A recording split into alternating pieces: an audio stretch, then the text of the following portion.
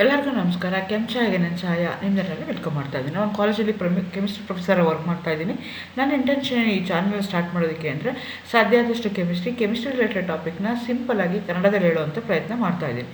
ಈಗ ಕೆಸೆಟ್ ಮತ್ತು net exam ಕಾಲ್ ಮಾಡಿದ್ದಾರೆ, ಎಕ್ಸಾಮ್ ಡೇಟ್ಸು ಅನೌನ್ಸ್ ಮಾಡಿದ್ದಾರೆ. ಹಾಗಾಗಿ ಅದರದ್ದು ಸ್ವಲ್ಪ ಪೇಪರ್ ಒಂದಷ್ಟು ವೀಡಿಯೋಸ್ನ ಮಾಡಿಕೊಡಿ ಅಂದರು.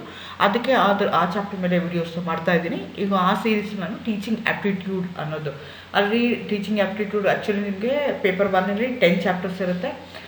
ಒಟ್ಟು 60 ಕ್ವಶನ್ಸ್ ಇರುತ್ತೆ ಪೇಪರ್ 1ನಲ್ಲಿ. ನೋ ನೆಗೆಟಿವ್ ಮಾರ್ಕಿಂಗ್ ಇಲ್ಲ. ಆಮೇಲೆ ಈಚ್ ಕ್ವಶನ್ ಕ್ಯಾರೀಸ್ 2 ಮಾರ್ಕ್ಸ್ ಇರುತ್ತೆ. ಸೊ ಹಾಗಾಗಿ ಟೀಚಿಂಗ್ ಆ್ಯಪ್ಟಿಟ್ಯೂಡ್ ನಿಮಗೆ 6 ಕ್ವಶನ್ಸ್ ಬರುತ್ತೆ. ಕೆಲವು ಸಲ ಮೋರ್ ದ್ಯಾನ್ 6 ಕ್ವಶನ್ಸು ಬಂದಿರ್ಬೋದು. ಸೊ ಹಾಗಾಗಿ ನೀವೇನು ಮಾಡ್ಕೋಬೇಕಾಗತ್ತೆ ಅಂತಂದರೆ ನೋಡ್ಕೋಬೇಕಾಗತ್ತೆ. ವೆರಿ ಈಸಿ ಇದೆ, ಮೆಮೊರಿ ಬೇಸ್ಡ್ ಇದೆ. ಸೊ ಹಾಗಾಗಿ ಕ್ಯಾಲ್ಕುಲೇಷನ್ ಮಾಡಬೇಕಾಗಿಲ್ಲ. So within a minute you can answer these questions. Already teaching aptitude ಬಗ್ಗೆ ಕ್ರ್ಯಾಶ್ ಕೋರ್ಸ್ ಮಾಡಿದ್ದೀನಿ, ಏನೇನು ಓದಬೇಕು ಅನ್ನೋದ್ರ ಬಗ್ಗೆ ಒಂದು ವಿಡಿಯೋ ಮಾಡಿದ್ದೀನಿ. ಇದು ಆ ಸೀರೀಸಲ್ಲಿ 3rd ವಿಡಿಯೋ ನಾನು ಮಾಡ್ತಾ ಇರೋದು ಟೀಚಿಂಗ್ ಆ್ಯಪ್ಟಿಟ್ಯೂಡಲ್ಲಿ. ಇವತ್ತು ಕ್ವಶನ್ ಆ್ಯಂಡ್ ಆನ್ಸರ್ಸ್, ಕೆಲವೊಂದು ಪ್ರೀವಿಯಸ್ ಇಯರ್ ಕ್ವಶನ್ ಪೇಪರ್ಸ್ ಇದೆ, ಮೋಸ್ಟ್ ಪ್ರಾಬಬಲ್ ಕ್ವಶನ್ಸ್ ಯಾವುದಿಲ್ಲ ಅದನ್ನು ಇವತ್ತು ನಾನು ಅಪ್ಲೋಡ್ ಮಾಡೋಣ ಅಂತ ಅಂದ್ಕೊಳ್ತಾ ಇದ್ದೀನಿ. Again welcome to Kenchaya. ನನ್ನ ಚಾನಲ್ನ ಸಬ್ಸ್ಕ್ರೈಬ್ ಮಾಡಿ, ಶೇರ್ ಮಾಡಿ. ಸಿಂಪಲ್ ಆಗಿರೋ ಕ್ವಶನ್ಸ್ನ ನೋಡ್ಕೊಳ್ತಾ ಹೋಗೋಣ.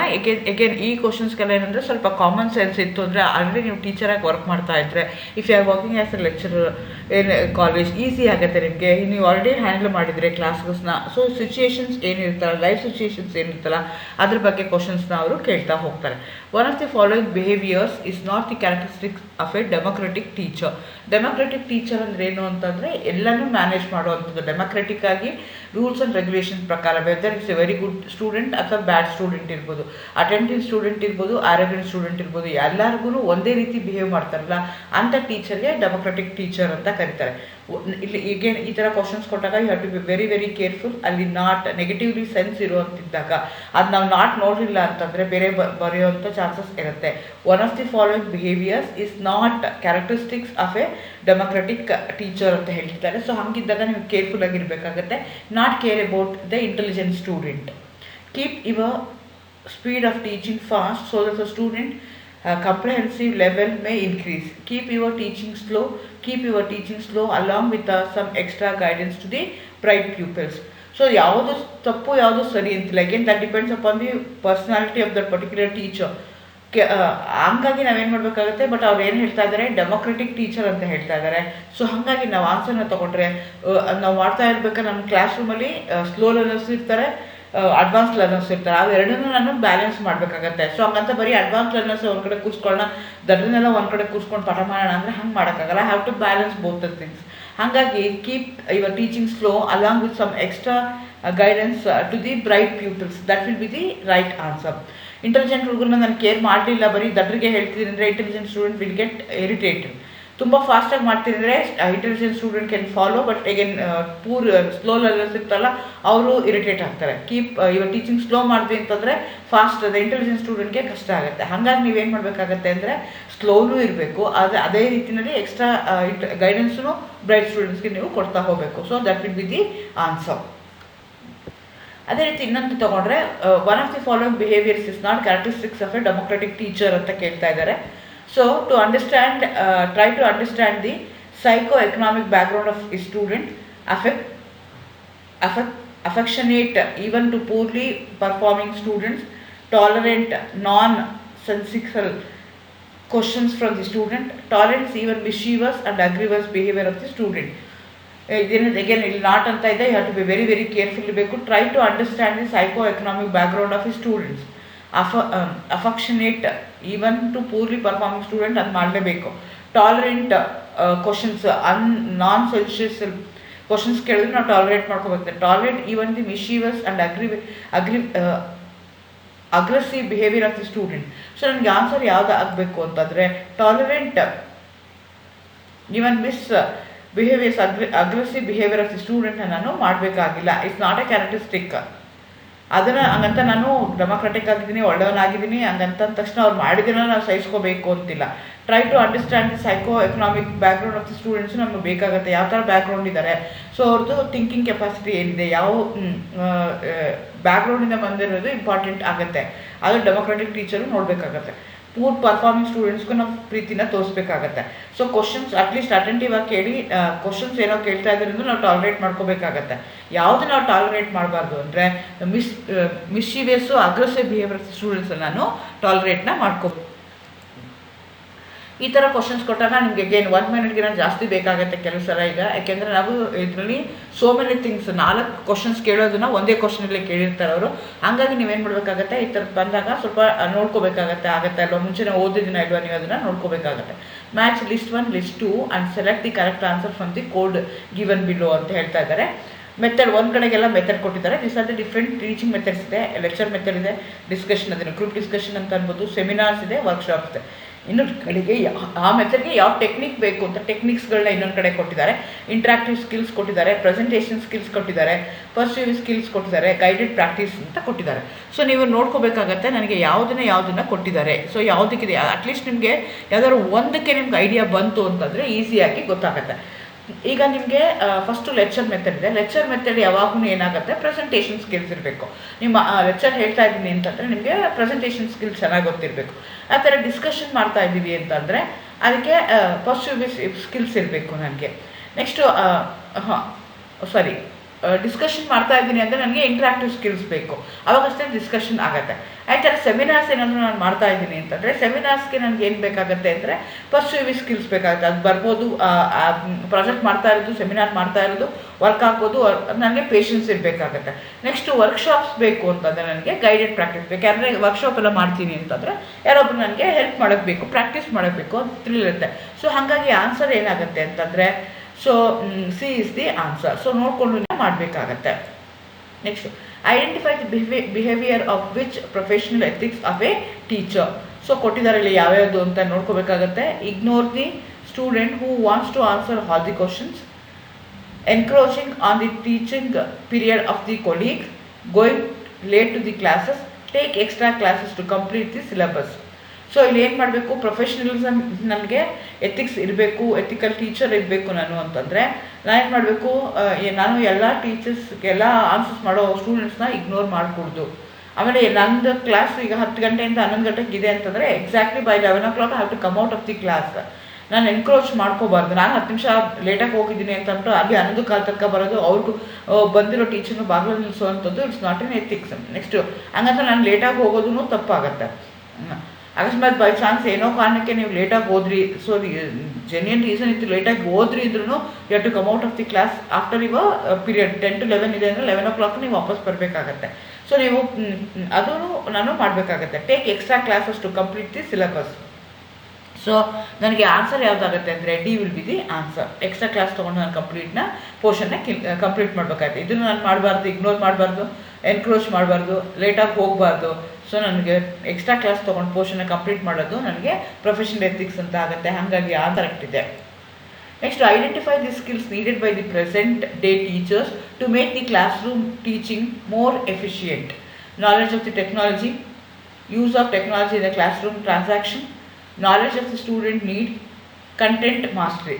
ಸೊ ನಿಮಗೆ ಈಗ ಪ್ರೆಸೆಂಟ್ಗೆ ಏನು ಅಂತಂದರೆ ಟೀಚರ್ ಅಂತಂದರೆ it's not only a transfer of information from, you cannot act as a mediator between the textbook and students. So knowledge of technology ಬೇಕೇ ಬೇಕಾಗುತ್ತೆ. ಸೊ ಯೂಸ್ ಆಫ್ ಟೆಕ್ನಾಲಜಿ ನಾನು ಕ್ಲಾಸ್ ರೂಮಲ್ಲಿ ಟ್ರಾನ್ಸಾಕ್ಷನ್ಗೆ ಹೇಗೆ ಮಾಡ್ತೀನಿ ಅನ್ನೋದು ನನಗೆ ಇಂಪಾರ್ಟೆಂಟ್ ಆಗುತ್ತೆ. ಸೊ ಹಾಗಾಗಿ ಅವ್ರು ಏನು ಮಾಡಿದ್ದಾರೆ, ಈ ಥರ ಆನ್ಸರ್ಸ್ನ ಕೊಟ್ಟಿದ್ದಾರೆ. 1 and 3 ಕೊಟ್ಟಿದ್ದಾರೆ, 2 and 3 ಕೊಟ್ಟಿದ್ದಾರೆ, 2, 3, 4 ಕೊಟ್ಟಿದ್ದಾರೆ, 2 and 4 ಕೊಟ್ಟಿದ್ದಾರೆ. ನಾಲೆಡ್ಜ್ ಆಫ್ ಟೆಕ್ನಾಲಜಿ ನನಗೆ ಬೇಕಾಗಿರಬೇಕು. ಅದೇ ಥರ ಯೂಸ್ ಆಫ್ ಟೆಕ್ನಾಲಜಿನ ಕ್ಲಾಸ್ ರೂಮ್ ಟ್ರಾನ್ಸಾಕ್ಷನ್ ನನಗೆ ಗೊತ್ತಿರಬೇಕು. Next knowledge of the student needs ನನಗೆ ಗೊತ್ತಿರಬೇಕು. ಕಂಟೆಂಟ್ ಮಾಸ್ಟರಿ ನನಗೆ ಗೊತ್ತಿರಬೇಕು. ಸೊ ಆನ್ಸರ್ ಯಾವುದು ಅಂದರೆ ಯೂಸ್ ಆಫ್ ಟೆಕ್ನಾಲಜಿ ಟ್ರಾನ್ಸಾಕ್ಷನ್ ನನಗೆ ಗೊತ್ತಿರಬೇಕು, knowledge of the student needs ಗೊತ್ತಿರಬೇಕು, 4th ಕಂಟೆಂಟ್ ಮಾಸ್ಟರಿ ನನಗೆ ಇರಬೇಕು. So answer will be C will be the answer. whom do you like the most among the following types of teacher? ಈ ಥರ ಕೊಟ್ಟಾಗ again ಅದು ನಾನು ಪರ್ಸ್ನಲ್ ಲೆವೆಲಲ್ಲಿ ಬೇರೆ ಬೇರೆ ಥರ ಟೀಚರ್ನ I would have loved it or I would have liked it. But no ಕರೆಕ್ಟಾಗಿ ಯಾವ ಥರ ಆಗುತ್ತೆ ಅಂತ ನೀವು ನೋಡ್ಕೋಬೇಕಾಗುತ್ತೆ. Motion picture as a last resort, charts and map, black or white board occasionally, film projector along with a white or a black board. So ಈಗ ನಾನು ಅದು ಮುಂಚೆನೇ ಹೇಳ್ದಂಗೆ ಪ್ರೆಸೆಂಟ್ ಸಿಚುಯೇಷನಲ್ಲಿ motion picture as a last resort. ಅದು ತೋರಿಸೋರ್ಗು teacher ಅಂತ ಒಳಗೂ ಟೀಚರ್ ಅಂತ ಹೇಳ್ಬೋದು. ಚಾರ್ಟ್ ಮ್ಯಾಪ್ ತೊಗೊಂಡು ಹೋಗೋನು ಒಳ್ಳೆ ಟೀಚರ್ ಅಂತ ಹೇಳ್ಬೋದು. ಬ್ಲ್ಯಾಕ್ ಬೋರ್ಡ್ ಅಕೇಶನಲಿ ಯೂಸ್ ಮಾಡಿ ಕೆಲವೊಂದು ಸಬ್ಜೆಕ್ಟ್ಗಳಿಗೆ occasionally they have to use it. ಈಗ ಲ್ಯಾಂಗ್ವೇಜ್ ಎಲ್ಲ ಇತ್ತು ಅಂತಂದರೆ ಬರೆಯೋದು ಕಡಿಮೆ ಇರುತ್ತೆ, ಅಕೇಶನಲಿ ಯೂಸ್ ಮಾಡ್ಬೋದು. ಎಲ್ಲದಕ್ಕಿಂತ ಏನು ಅಂತಂದರೆ film project along with white or black board ಅಂಥದ್ದನ್ನು ಜನ ಮೋಸ್ಟಾಗಿ ಇಷ್ಟಪಡ್ತಾರೆ. ಯಾಕೆ ಅಂತಂದರೆ ಆ ಎಜುಕೇಷನ್ ಅಂದರೆ ಹೇಗಿರಬೇಕು ಅಂದರೆ ಎಡ್ಯುಕೇಟರ್ ಆಗಿರಬೇಕು, ಎಂಟರ್ಟೈನ್ಮೆಂಟು ಇರಬೇಕು, ಎಜುಕೇಷನ್ ಇರಬೇಕು, ಅಂಥದ್ದನ್ನು ಹುಡುಗರು ಇಷ್ಟಪಡ್ತಾರೆ. ಸೊ ಹಾಗಾಗಿ this will be the correct. So what is a summative evaluation ಅಂತ ಕೇಳ್ತಾ ಇದ್ದಾರೆ. ಸೊ ನಿಮಗೆ ಎವ್ಯಾಲ್ಯೂಯೇಷನ್ಲಿ summative evaluation, formative evaluation, diagnostic evaluation ಬೇರೆ ಬೇರೆ ಟೈಪ್ ಆಫ್ ಎವ್ಯಾಲ್ಯೂಯೇಷನ್ಗಳಿವೆ. ಸೊ ಅದ್ರ ಬಗ್ಗೆ ನೀವು ತಿಳ್ಕೊಂಡಿರ್ಬೇಕಾಗುತ್ತೆ. Fine tunes project implementation, pilot study, experimental study, basically and impact study ಅಂತ ಹೇಳ್ತಾ ಇದ್ದಾರೆ. ಸೊ ಸಮೇಟಿವ್ ಏನು ಅಂದರೆ ಬೇಸಿಕಲಿ ಆ್ಯಂಡ್ ಇಂಪ್ಯಾಕ್ಟ್ ಸ್ಟಡಿಗೆ ನಾವು that is an example for summative ಎವ್ಯಾಲ್ಯೂಯೇಷನ್ಗೆ ಅದು ಎಕ್ಸಾಂಪಲ್ ಆಗುತ್ತೆ. Evaluation is different from measurement. If so how ಅಂತ ಕೇಳ್ತಿದ್ದಾರೆ. The process of qualitative judging, comprehensive process of judging, process of qualitative judging, ಒಂದು quantitative judging, ಒಂದು qualitative judging on the basis of the marks secured. So evaluation ಅಂದರೆ ಏನು ಅಂತಂದರೆ evaluation ಮತ್ತು measurement ಬೇರೆ ಇದೆ. ಸೊ ಎವ್ಯಾಲ್ಯೂಯೇಷನ್ ಅಂದರೆ ಕಾಂಪ್ರಿಹೆನ್ಸಿವ್ ಪ್ರೋಸೆಸ್ ಆಫ್ ಜಡ್ಜಿಂಗ್, ಅದಕ್ಕೆ ನಾವೇನಂತ ಕರಿತೀವಿ, ಎವ್ಯಾಲ್ಯೂಯೇಷನ್ ಅಂತ ಕರಿತೀವಿ. One of the following is rated to the fundamentals of learning: adaptation, perception, cognition, teaching aids. So cognition is the fundamentals of learning. So learning ಅಲ್ಲಿ 3 stages ಇದೆ ಅಂತ ಹೇಳ್ತಾರೆ. So psychological ಇರಬೇಕಾಗತ್ತೆ, ಮತ್ತು ಆ್ಯಪ್ಟಿಟ್ಯೂಡ್ ಇರಬೇಕಾಗತ್ತೆ, ನಾಲೆಡ್ಜ್ ಇರಬೇಕಾಗತ್ತೆ. ಸೊ ಕಾಗ್ನಿಷನ್ಗೆ ನಾಲೆಡ್ಜಲ್ಲಿ ಬರುತ್ತೆ. ಹಾಗೆ will be the answer. These are the fundamentals of course design evaluation: goals, syllabus, guidelines, teaching aids, examination. Goals, content, context, methods, assessment. Curriculum, teaching method, assessment, evaluation. Syllabus, teaching method, learning outcomes. So ನಮಗೆ fundamentals of the course design ಹೇಗಿರಬೇಕು ಅಂದರೆ, so evaluation ಆಗಲೇಬೇಕು ನನಗೆ. So ಲಾಸ್ಟಲ್ಲಿ ನನಗೆ ಹೇಳಿದೆ evaluation ಇರೋದೇ ಒಂದಿದೆ, ನೋಡ್ಕೋಬೇಕು. ಬಿಗಿನಿಂಗಲ್ಲಿ ಏನಾಗಬೇಕು, ನನಗೆ ಪ್ಲ್ಯಾನಿಂಗ್ ಇರಬೇಕು ಅಥವಾ ಬ್ರಿಡ್ಜ್ ಕೋರ್ಸ್ ಇರಬೇಕು. ಪ್ಲ್ಯಾನಿಂಗ್ ಇಲ್ಲ, ಇಲ್ಲಿ ಕರಿಕ್ಯುಲಮ್ ಕೊಟ್ಟಿದ್ದಾರೆ, ಕರಿಕ್ಯುಲಮ್ ಇದೆ, ಟೀಚಿಂಗ್ ಮೆಥಡ್ ಇದೆ, ಅಸೆಸ್ಮೆಂಟ್ ಮಾಡ್ತೀವಿ, ಆಮೇಲೆ ಎವ್ಯಾಲ್ಯೂಯೇಷನ್ ಮಾಡ್ತೀವಿ. So that will be the method of, ಈ ಕೊಟ್ಟಿರೋದ್ರಲ್ಲಿ that will be the method of design. What type of verbal communication do you find in a classroom ಅಂತ ಹೇಳ್ತಿದ್ದಾರೆ. Again communication is a very important tool in a classroom to become an effective teacher and also to undergo the teaching learning effective ಆಗಿ ಆಗಬೇಕು ಅಂತಂದರೆ communication ಬೇಕು. There are different types of communication. Verbal communication ಇದೆ, formal communication, informal communication ಅಂತ ಹೇಳ್ತೀವಿ. ಫಾರ್ಮಲ್ ಕಮ್ಯುನಿಕೇಷನಲ್ಲಿ verbal communication ಬರುತ್ತೆ, spoken and written body language. So body language ಅನ್ನೋಂಥದ್ದು ನಾನ್ ವರ್ಬಲ್ ಕಮ್ಯುನಿಕೇಷನ್ಗೆ ಬರುತ್ತದು. ಅಥವಾ ಹಾಗಾಗಿ ನನಗೆ ಕ್ಲಾಸ್ ರೂಮಲ್ಲಿ ಏನು ಬೇಕು, ಸ್ಪೋಕನ್ ಆ್ಯಂಡ್ ರಿಟನ್ ಎರಡೂ ಬೇಕು. ಹಾಗಾಗಿ that will be the answer. Spoken ಅಂದರೆ ಬರೀ ಮಾತಾಡೋವಂಥದ್ದು, ರಿಟನ್ ಅಂದರೆ ಬರೀ ಬರೆಯುವಂಥದ್ದು. ಬಾಡಿ ಲ್ಯಾಂಗ್ವೇಜ್ ಅಂತ ಅದೂ ಇಂಪಾರ್ಟೆಂಟ್ ಇದೆ, ಬಟ್ ಅವರು ವರ್ಬಲ್ ಕಮ್ಯುನಿಕೇಷನ್ ಅಂತ ಹೇಳ್ತಿದ್ದಾರೆ. 3 ವರ್ಬಲ್ ಕಮ್ಯುನಿಕೇಷನ್ ಇದೆ. Body language is not a verbal communication. What is meant by semantics in a class room teaching ಅಂತ ಕೇಳ್ತಾರೆ. It concerns excellence in teaching, it concerns the problems in communication, it concerns the verbal and non-verbal course, it concerns transmission of knowledge. It concerns verbal and non-verbal codes ಗೆ ಅದು connect ಆಗಿದೆ. Which one of the following is the most effective mode of learning in present days? Self-study, blended learning, face-to-face learning, e-learning ಅಂತ ಕೇಳ್ತಿದ್ದಾರೆ. So self ಸ್ಟಡಿನ ನಮಸ್ಟಕ್ಕೆ ನಾವೇ ಓದ್ಕೊಳ್ಳೋಂಥದ್ದು. ಬೆಂಡೆಡ್ learning ಅಂತಂದರೆ ಏನು ಅಂತಂದರೆ ಅರ್ಧ ನಮ್ಮದು ಇರುತ್ತೆ, ಅರ್ಧ ಎಲ್ಲೋ ವಿಡಿಯೋ ನೋಡಿ ಮಾಡೋವಂಥದ್ದು, ಅಂಥದಕ್ಕೆ ಬೆಂಡೆಡ್ ಲರ್ನಿಂಗ್ ಅಂತಾರೆ. ಫೇಸ್ ಟು ಫೇಸ್ ಅಂದರೆ ಟೀಚರ್ ಮತ್ತು ಸ್ಟೂಡೆಂಟು ಇಂಟ್ರ್ಯಾಕ್ಟ್ ಆಗುವಂಥದ್ದು. ಮತ್ತು 3ನೇದು ಇ ಲರ್ನಿಂಗ್. ನಾವು ಸೆಲ್ಫ್ ಸ್ಟಡಿ ಮಾಡೋದಂದರೆ ಪುಸ್ತಕ ಇಟ್ಕೊಂಡು ಓದೋದು. ಇ ಲರ್ನಿಂಗ್ ಅಂದರೆ ವಿಡಿಯೋಸ್ ಇರುತ್ತೆ ಅಥವಾ ಇರೋ ಒಂದು PDF ಇರುತ್ತೆ, ಅದನ್ನು ನೋಡಿ ನಾವು ಕಲಿತೀನಲ್ಲ, ಅದಕ್ಕೆ ಇ ಲರ್ನಿಂಗ್ ಅಂತ ಹೇಳ್ತಾರೆ. ಸೊ ಮೋಸ್ಟ್ ಎಫೆಕ್ಟಿವ್ ಮೋಡ್ ಯಾವುದು ಅಂತಂದರೆ face to face, eye to eye contact ಆಗಬೇಕು. ಅವಾಗಷ್ಟೇ ಆಮೇಲೆ ಹ್ಯೂಮನ್ ಕನ್ಸರ್ನ್ ಇರಬೇಕು between the learner and a teacher. ಅಂಥ ಲರ್ನಿಂಗ್ಗೆ ಬೆಸ್ಟ್ ಮೆಥಡ್ ಆಫ್ ಟೀಚಿಂಗ್ ಅಂತ, ಮೋಡ್ ಆಫ್ ಟೀಚಿಂಗ್ ಅಥವಾ ಮೋಡ್ ಆಫ್ ಲರ್ನಿಂಗ್ ಅಂತ ಹೇಳ್ತಾರೆ. ಸೊ ಹಾಗಾಗಿ face to face learning is answer. Which one of the following is not the aim of value education? So again value education is also one of the parts. ಯಾಕೆಂದರೆ ನಮಗೆಲ್ಲ teacher education ಏನು ಕೊಡ್ತೀವಿ ಅಂದರೆ in order to convert the human being ಇರೋದನ್ನು social animal ಆಗಿ convert ಮಾಡೋದಕ್ಕೆ ಏನೇನು ಬೇಕಾದ್ರೆ ಸೋಷಿಯಲಾಗಿ how is going to behave ಅದನ್ನ ಮಾಡೋದೇ ಮೇನ್ ಗೋಲ್ ಯಾವುದದ್ದು ಎಜುಕೇಷನ್. ಸೊ ಹಾಗಾಗಿ value education is also included. ಅಲ್ಲೇನು ಕೇಳ್ತಾರೆ ನಾಟ್ ಅಂತ ಹೇಳ್ತಿದ್ದಾರೆ. ನೆಗೆಟಿವ್ ಸೆನ್ಸ್ ಬಂದಾಗ you have to be very very careful to inculcate moral values, to inculcate social values, to inculcate political values, to inculcate economic values. Moral values ಕೊಡಲೇಬೇಕು. Next social values, socially how you has to behave ಅದನ್ನೇ ಹೇಳಬೇಕಾಗುತ್ತೆ. Economic values ಕೆಲವೊಂದ್ಸಲ economic ವ್ಯಾಲ್ಯೂಸ್ನ ಹೇಳಬೇಕಾಗುತ್ತೆ, but political values ಹೇಳುವಂಥ necessity ಇಲ್ಲ. So ಹಾಗಾಗಿ inculcate political values ನನಗೆ answer. That is not the value education doesn't include in the value education. ಹಾಗಾಗಿ ಆನ್ಸರ್ ಆಗಿದೆ. Which one of the following is not aim of the value education? Again same questions ಇದೆ. Lecture method is least effective in learning of the following: aptitudes, attitudes, relationships, skills ಇದೆ. So ನಿಮಗೆ ಆಪ್ಟಿಟ್ಯೂಡ್ಸ್ಗೆ skills ಅದು. ಹಂಗಾಗಿ ನಿಮ್ಗೆ ಏನಾಗುತ್ತೆ lecture method is least effective ಅಂತ ಹೇಳ್ತಿದ್ದಾರೆ. ಸೊ ಸ್ಕಿಲ್ಸ್ಗೆ ನನಗೆ ಲೆಕ್ಚರ್ ಮೆಥಡ್ ಬೇಕಾಗುತ್ತೆ, ಆ್ಯಟಿಟ್ಯೂಡ್ಸ್ಗೂ ಬೇಕಾಗುತ್ತೆ, ಸ್ಕಿಲ್ಸ್ಗೂ ಬೇಕಾಗುತ್ತೆ. ನಿಮಗೆ ರಿಲೇಷನ್ಶಿಪ್ ಹೇಳಬೇಕು ಅಂದರೆ ನನಗೆ ಲೆಕ್ಚರ್ಶಿಪ್ ಬೇಕಾಗಿಲ್ಲ. ಅದಕ್ಕೆ ನನಗೇನದು ನಾನ್ ವರ್ಬಲ್ ಕಮ್ಯುನಿಕೇಷನ್, ಅವ್ರನ್ನ ಟಚ್, ಅವ್ರಿಗೆ ತುಂಬ ದುಃಖ ಆಗಿದೆ, ಏನೋ ಬೇಜಾರಾಗಿದ್ದಾರೆ, ರಿಸಲ್ಟ್ ಬಂದಿದೆ, ಕಡಿಮೆ ಮಾರ್ಕ್ಸ್ ತೊಗೊಂಡಿರ್ತಾರೆ, ಅದನ್ನು ಬಯೋದ್ ಬದಲು just okay it's okay next time ಮಾಡೋಣ ಅಂತ ಅವ್ರನ್ನ ಭುಜ ತಟ್ಟಿ ಎನ್ಕರೇಜ್ ಮಾಡುವಂಥದ್ದು, ಅಂಥದಕ್ಕೆ ನಾವೇನಂತ ಕರಿತೀವಿ ರಿಲೇಷನ್ಶಿಪ್ ಅಂತ ಹೇಳ್ತೀವಿ. ಅದಕ್ಕೆ ಲೆಕ್ಚರ್ ಮೆಥಡ್ ಬೇಕಾಗಿಲ್ಲ. Non verbal communication play a very important role. So ಹಾಗಾಗಿ relationship is the answer. Which one of the following is not teaching method ಅಂತ ಹೇಳ್ತಾರೆ? Buzz group, brainstorming, gossip, role plays ಅಂತ ಹೇಳ್ತಾರೆ. Brainstorming. So teaching ಮೆಥಡಲ್ಲಿ ಏನಾಗುತ್ತೆ ಅಂದರೆ buzz group ಅಂತಂದರೆ ಒಂದು ಗ್ರೂಪ್ ಮಾಡಿಕೊಂಡು ಗ್ರೂಪಲ್ಲಿರುವಂಥವ್ರು ಡಿಸ್ಕಸ್ ಮಾಡುವಂಥದ್ದು. ಗಾಸಿಪ್ ಅಂತಂದರೆ ಗಾಸಿಪ್ ಮಾಡುವಂಥದ್ದು. ನೆಕ್ಸ್ಟು ರೋಲ್ ಪ್ಲೇ ಇರುತ್ತೆ, ರೋಲ್ ಪ್ಲೇನೂ ಆಗುತ್ತೆ. ಬ್ರೈನ್ ಸ್ಟಾರ್ಮಿಂಗ್ ಅಲ್ಲಿ ಏನಾಗುತ್ತೆ? ಸೊ ಆನ್ಸರ್ ತಪ್ಪಾಗಿದೆ. ಇದು actually gossip should be the answer. So answer ಏನಾಗುತ್ತೆ ಅಂದರೆ ಗಾಸಿಪ್ ಆಗುತ್ತೆ. ಸೊ ಹಾಗಾಗಿ ಬ್ರೈನ್ ಸ್ಟಾರ್ಮಿಂಗ್ ಅಂದ್ರೆ ಏನು? ಒಂದು ಗ್ರೂಪ್ ಆಫ್ ಸ್ಟೂಡೆಂಟ್ಸ್ ಕೂತ್ಕೊಳ್ತಾರೆ, ಬೇರೆ ಬೇರೆ ಥರ ಯೋಚನೆ ಮಾಡ್ತಾರೆ, ಒಂದು ಪ್ರಾಬ್ಲಮ್ನ ತೊಗೊಳ್ತಾರೆ, ಅದಕ್ಕೆ 10 ಜನ 10 ಥರ ಸೊಲ್ಯೂಷನ್ಸ್ನ ಥಿಂಕ್ ಮಾಡ್ತಾರೆ, ಅದ್ರ ಬಗ್ಗೆ ಡಿಸ್ಕಸ್ ಮಾಡ್ತಾರೆ, ಅದಕ್ಕೆ ಬ್ರೈನ್ ಸ್ಟಾರ್ಮಿಂಗ್ ಅಂತಾರೆ.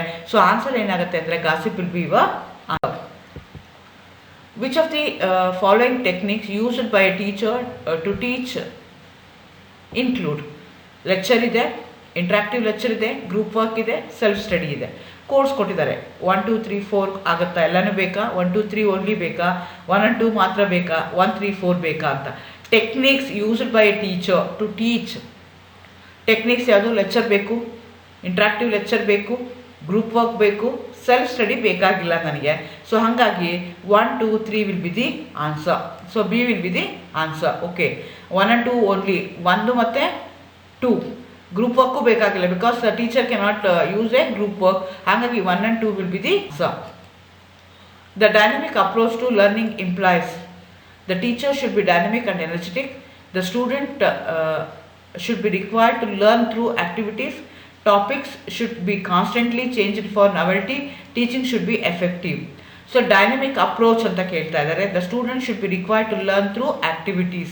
ಅಂಥದಕ್ಕೆ ನಾವೇನಂತ ಕರಿತೀವಿ? ಡೈನಮಿಕ್ ಅಪ್ರೋಚ್ ಅಂತ ಹೇಳ್ತೀವಿ.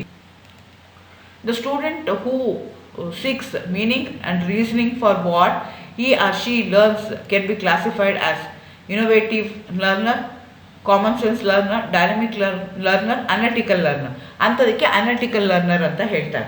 So who seeks the meaning and reasoning for what he or she learns. ನಾನು ಇದನ್ನು ಯಾಕೆ ಕಲಿತಾ ಇದ್ದೀನಿ, ಯಾಕೆ ಓದ್ತಾ ಇದ್ದೀನಿ ಅಂತ ಯೋಚನೆ ಮಾಡ್ತಾರಲ್ಲ ಅಂಥವ್ರಿಗೆ ಅನಾಲಿಟಿಕಲ್ ಲರ್ನರ್ ಅಂತ ಹೇಳ್ತಾರೆ. Which one of the following practice belongs to the method of diagnostic evaluation? Again diagnostic evaluation ಅಂತಂದರೆ ಅವ್ರು ಏನು ಮಿಸ್ಟೇಕ್ ಮಾಡ್ತಿದ್ದಾರೆ ನೋಡಿ ಅದನ್ನು ತಿದ್ದೋ ಅಂಥದಕ್ಕೆ ಡಯಾಗ್ನೋಸ್ಟಿಕ್ ಎವ್ಯಾಲ್ಯೂಯೇಷನ್ ಅಂತ ಹೇಳ್ತಾರೆ. The teacher conducts the evaluation in the beginning of the teaching learning process. The teacher conducts the evaluation at the end of the teaching learning process. The end semester examination and internal assessment test. The teacher conduct the evaluation in the beginning of teaching learning process. ಅದಕ್ಕೆ ನಾವೇನಂತ ಕರಿತೀವಿ? Diagnostic evaluation. ಅಂದರೆ ಒಬ್ಬ student ಇದ್ದಾರೆ, ಅವನು ಯಾವುದ್ರಲ್ಲಿ weak ಇದ್ದಾನೆ ಅಂತ ನಾನು ಬಿಗಿನಿಂಗಲ್ಲೇ ಕಂಡುಹಿಡಿದು ಆ ವೀಕ್ ಪಾಯಿಂಟ್ಗೆ ನಾನು ಸ್ಟ್ರೆಸ್ ಮಾಡಿ ಪಾಠ ಹೇಳ್ಕೊಡ್ತೀನಲ್ಲ ಅಂಥದಕ್ಕೆ ನಾವೇನಂತ ಕರಿತೀವಿ? ಡಯಾಗ್ನೋಸ್ಟಿಕ್ ಎವ್ಯಾಲ್ಯೂಯೇಷನ್ ಅಂತ ಹೇಳ್ತೀವಿ. Pragmatic educational philosophy would believe that all learning is entirely dependent on teacher. Learning is the sole responsibility of the student. All learning is dependent on the context of the place, time and circumstances. Learning is an interactive process between the teacher and the student. So answer will be the C. All learning is dependent on the context of place, time and circumstances. Which of the following is an example of intertwining variable? An instructional material, teacher, student, administration. The instructional material will be the intertwining variable. Which of the following does not apply to micro teaching? Focus on developing teaching skills, feedback on trainees' performance, limited number of students, very wide and large topic. Very wide and large topic ಗೆ ನನಗೆ micro teaching apply does not ಅಂತಿದೆ, careful ಆಗಿ ಇರಬೇಕು. A teacher who is not able to draw the attention of a student should evaluate his teaching method and improve it, resign from the post, find fault in his pupils, start dictating. Evaluate is teaching method and improve it, ಅದನ್ನು ನಾನು ಮಾಡೋಕ್ಕಾಗತ್ತೆ. Not ಅಂತಿದೆ, be careful ಆಗಿ ನೋಡ್ಕೋಬೇಕಾಗತ್ತೆ.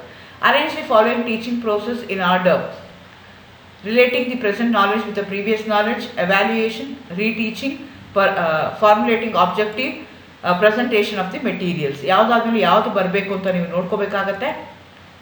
So ಹಾಗಾಗಿ first ನಾನು ಏನು ಹೇಳಬೇಕಾಗತ್ತೆ, ನಂದು objective ಏನು ಅಂತ ಫಸ್ಟು ನೋಡ್ಕೋಬೇಕಾಗತ್ತೆ. ಅದಾದಮೇಲೆ ಏನು ಮಾಡಬೇಕು, ಬ್ರಿಡ್ಜ್ ಕೋರ್ಸ್ನ ಮಾಡಬೇಕಾಗತ್ತೆ. ನಾನು relating the present knowledge the previous ನಾಲೆಡ್ಜ್ನ ನೋಡ್ಕೋಬೇಕಾಗತ್ತೆ. ಆಮೇಲೆ ನಾನು ಮೆಟೀರಿಯಲ್ನ ಪ್ರೆಸೆಂಟ್ ಮಾಡಬೇಕಾಗತ್ತೆ. ಆಮೇಲೆ ಎವ್ಯಾಲ್ಯೂಯೇಷನ್ ಮಾಡಬೇಕಾಗತ್ತೆ. ಅದು ಅರ್ಥ ಆಗಿಲ್ದಿರೋದನ್ನ ಮತ್ತೆ ನಾನು ರೀಟೀಚಿಂಗ್ ಮಾಡಬೇಕಾಗತ್ತೆ. ಸೊ ಹಾಗಾಗಿ ಆನ್ಸರ್ ಏನು ಅಂತಂದರೆ ಡಿ ಆಗುತ್ತೆ. 4, 1, 5, 2, 3. Which one of the following is the most important single factor in underlying the success of being a teacher? Scholarship, communicative ability, personality and its ability to relate to the class, to the pupils, organizational ability. The personality and its ability to relate class to the class and pupil. ಅದು important ಇರಬೇಕು for the beginning of the teacher. Success ಆಗಬೇಕು teacher ಅಂತಂದರೆ ಅದು important ಆಗುತ್ತೆ. Even communicative ability is also play a very important role. So even organisational ability ಇರಬೇಕು. But ಎಲ್ಲದಕ್ಕಿಂತ important ಏನು ಅಂತಂದರೆ ಅವನೇನು ಮಾಡಬೇಕು, ಆ ಕ್ಲಾಸ್ಗೆ ಅವನು ರಿಲೇಟ್ ಆಗಬೇಕು. ತನ್ನ ಪರ್ಸ್ನಾಲಿಟಿ ಮತ್ತು ಎಬಿಲಿಟಿನ ಅದಕ್ಕೆ ರಿಲೇಟ್ ಮಾಡ್ಕೋಬೇಕಾಗತ್ತೆ. So that will be the so ಕೆಲವೊಂದು ಸಲ ಏನಾಗುತ್ತೆ ಅಂದರೆ more than one answer appropriate ಅನಿಸುತ್ತೆ, ಬಟ್ ಯಾವುದು ಮೋಸ್ಟ್ ಅಪ್ರೋಪ್ರಿಯೇಟ್ ಅಲ್ಲ ಅದನ್ನು ನೀವಲ್ಲಿ ಕೊಡಬೇಕಾಗತ್ತೆ. Use of telecast material enhances the concentration and learning, reduces the burden of the teacher, increases the retention power, all of the above ಅಂತ ಕೇಳ್ತಾ ಇದ್ದಾರೆ. So all of the above. Telecast material ಅಂತಂದರೆ ಅದೇ ಏನಂತಾರೆ ಇದಕ್ಕೆ, ನಾನ್ ವರ್ಬಲ್ ಅಥವಾ audio visual technique ಮೆಥಡಲ್ಲಿ ಬರುತ್ತೆ. So ಅದು ಕಾನ್ಸಂಟ್ರೇಷನ್ನ ಇನ್ಕ್ರೀಸ್ ಮಾಡುತ್ತೆ. ಆಮೇಲೆ ಬರ್ಡನ್ ನನಗೆ ಟೀಚರ್ ಎಲ್ಲನೂ ಹೇಳಬೇಕಾಗಿಲ್ಲ, ಬಿಕಾಸ್ ಅದು ಪಿಕ್ಚರ್ಗಳಿರುತ್ತೆ, ಬರ್ತಾ ಇರುತ್ತೆ, ನಾನು ಬೋರ್ಡ್ ಮೇಲೆ ಬರೆಯೋದು ತಪ್ಪುತ್ತೆ. ಬರ್ಡನ್ ಆಫ್ ದಿ ಟೀಚರ್ ಕಡಿಮೆ ಆಗುತ್ತೆ. ರಿಟೆನ್ಷನ್ ಸಿನ್ಸ್ ಪಿಕ್ಚರ್ ಇದೆ, ಆಡಿಯೋ ಇದೆ, ಮೂವ್ ಆಗ್ತಿದೆ, ಹಂಗಾಗಿ ರಿಟೆನ್ಷನ್ ಆಫ್ ದಿ ಪವರ್ ಜಾಸ್ತಿ ಇರುತ್ತೆ. ಹಂಗಾಗಿ all of the above is correct answer. All the following statements regarding a teacher are correct except he is a friend, guide, philosopher. ಇಲ್ಲಿ accept ಅಂತಿದೆ, be careful ಆಗಿರಿ. Teachers who want the students know, teachers what the students know, leader of the class, changes his attitude, behavior according to the need of the society. So answer ಏನಂದರೆ teachers what the students know ಅಂಥದ್ದು ಇಲ್ಲ. But ಅವನು friend ಆಗಬೇಕು, guide ಆಗಬೇಕು, philosopher ಆಗಬೇಕು, leader of the class ಆಗಬೇಕು. ಆ society need ತಕ್ಕಂಗೆ ಅವನೇನಾಗ್ತಾ ಇರಬೇಕು, ಬಿಹೇವಿಯರು ಮತ್ತು ಆ್ಯಟಿಟ್ಯೂಡ್ನ ಚೇಂಜ್ ಮಾಡ್ಕೊತಾ ಇರಬೇಕು. ಅಂಥವ್ನಿಗೆ ಗುಡ್ ಟೀಚರ್ ಹೇಳ್ತಾರೆ. If the back benchers are always talking in the class room, A teacher should again ಇದನ್ನು ನಾವು ಏನು ಮಾಡ್ಕೋಬೋದು ಅಂದರೆ ಬೇರೆ ಬೇರೆ ರೀತಿಯಲ್ಲಿ ನೋಡ್ಕೋಬೋದು. ಬಟ್ ನಾವು ಕೊಟ್ಟಿರುವಂಥ ಯಾಕೆಂದರೆ again that depends upon the situation, that depends upon the circumstances of that particular day ಏನಿರುತ್ತೆ. ಮೊದಲನೇದು punish them, ask them to sit in the front benches, let them to do what they do, none of the above ಇದೆ. So ನಾವು punish ಮಾಡೋಕ್ಕಾಗಲ್ಲ ಅವ್ರನ್ನ. Being a teacher, if I am going to punish ಅಂದರೆ that is my ಏನು ಹೇಳ್ತೀನಿ weakness ಅಂತ ಹೇಳ್ತೀನಿ. ಯಾವಾಗ ನಾನು ಸ್ಟೂಡೆಂಟ್ಗೆ ಪನಿಷ್ ಮಾಡ್ತೀನಿ, ಹುಡುಗರಿಗೆ ಬೈತೀನಿ ಅಂತಂದರೆ ನನಗೆ ಟಾಲರೆನ್ಸ್ ಲೆವೆಲ್ ಕಡಿಮೆ ಇದೆ, ಹಾಗಾಗಿ ನಾನು ಅವ್ರನ್ನ ಬೈತಾ ಇದ್ದೀನಿ ಅಂತ ಅರ್ಥ. That reflects on the personality of the teacher. ಹಾಗಾಗಿ ನಾನು ಯಾವುದೇ ಕಾರಣಕ್ಕೆ ಪನಿಷ್ ಮಾಡಬಾರ್ದು. ಆಮೇಲೆ ಲೆಟ್ ದೆಮ್ ಡೂ ವಾಟ್, ಹಂಗಂತ ಅವ್ರು ಏನು ಮಾಡ್ತಾರೆ ಅದನ್ನು ಬಿಟ್ಬಿಡೋಣ ಅಂತಂದರೆ ಅದನ್ನು ಬಿಡಬಾರ್ದು ನಾವು. So we have to ask them to come sit in front benches. Front ಬೆಂಚಸಲ್ಲಿ ಅಂದರೆ ಅವ್ರು ಸ್ವಲ್ಪ ನಮ್ಮನ್ನು ಯಾರೋ ನೋಡ್ತಾ ಇದ್ದಾರೆ ಅಟೆಂಟಿವ್ ಆಗಿ ಅವಾಗ ಕೂತ್ಕೊಂಡು ಕೇಳಕ್ಕೆ ಮಾಡ್ತಾರೆ, that answer have to give it. So ನಾನು ಸಾಧ್ಯ ಆದಷ್ಟು ಎಲ್ಲ ಟಾಪಿಕ್ಸನ್ನು ಕವರ್ ಮಾಡಿ 30 ಕ್ವಶನ್ಸ್ನ ಕೊಟ್ಟಿದ್ದೀನಿ. ಇನ್ನೂ ಈ ಥರದ್ದು ಬೇಕು ಕ್ವಶನ್ಸ್ ಬೇಕು ಅಂದರೆ have some more questions. If ನೀವು ಬೇಕು ಅಂತಂದರೆ ಕಮೆಂಟ್ ಸೆಕ್ಷನಲ್ಲಿ ಕಮೆಂಟ್ ಮಾಡಿ, ಬೇಕು ಅಂತಂದರೆ ಅಬೌಟ್ ಟೀಚಿಂಗು ಮಾಡ್ತಾ ಹೋಗೋಣ. ಆಲ್ರೆಡಿ ನಾನು ಏನು ಮಾಡಿದ್ದೀನಿ, ಇವಾಗ ಹೈಯರ್ ಎಜುಕೇಷನ್ ಮೇಲೆ ಸುಮಾರು ವೀಡಿಯೋಸ್ನ ಮಾಡಿದ್ದೀನಿ. ಅದೇ ಥರ ಟೀಚಿಂಗ್ ಎಲ್ಲ 10 ಚಾಪ್ಟರ್ಸ್ ಮಾಡಿದ್ದೀನಿ. ಮತ್ತು ಇನ್ನೊಂದು ಸಲ ರಿವೈಸ್ ಮಾಡಿ ಮತ್ತೊಂದು ಸಲ ಮಾಡ್ತಾ ಇದ್ದೀನಿ. ಅಗೇನ್ ಟೀಚಿಂಗ್ ಆ್ಯಪ್ಟಿಟ್ಯೂಡ್ನಲ್ಲಿ ಒಂದು ಕ್ರ್ಯಾಶ್ ಕೋರ್ಸ್ ಮಾಡಿ, ಆ ಕ್ರ್ಯಾಶ್ ಕೋರ್ಸಲ್ಲಿ ನೀವು ಏನೇನು ಓದಬೇಕು, ಹೇಗೆ ಓದಬೇಕು, ಯಾವುದು 2001ಇಂದ 2018 ತನಕ ಯಾವ ಥರ ಕ್ವಶನ್ಸ್ ಕೇಳಿದ್ದಾರೆ, based on that crash course ಇಷ್ಟು ಓದಿದ್ರೆ ನೀವು ಸಾಕಾಗುತ್ತೆ, ಇದುವರೆಗೂ ಇಷ್ಟೇ ಕ್ವಶನ್ಸ್ ಕೊಟ್ಟಿದ್ದಾರೆ ಅಂತ ಕ್ರ್ಯಾಶ್ ಕೋರ್ಸ್ ಎಲ್ಲ ಚಾಪ್ಟರ್ಸ್ ಮೇಲೆ ಮಾಡಿದ್ದೀನಿ. ನೀವು ಅದನ್ನು ನೋಡಿ, ನಿಮ್ಗೆ ಇನ್ನೂ ಬೇಕು ಅಂತಂದರೆ ನೀವು ಕಾಮೆಂಟ್ ಸೆಕ್ಷನಲ್ಲಿ ಹಾಕಿದ್ರೆ ಮತ್ತೆ ಕ್ವಶನ್ಸ್ ನಾನು ಪೋಸ್ಟ್ ಮಾಡ್ತಾ ಹೋಗ್ತೀನಿ. Thank you. All the best.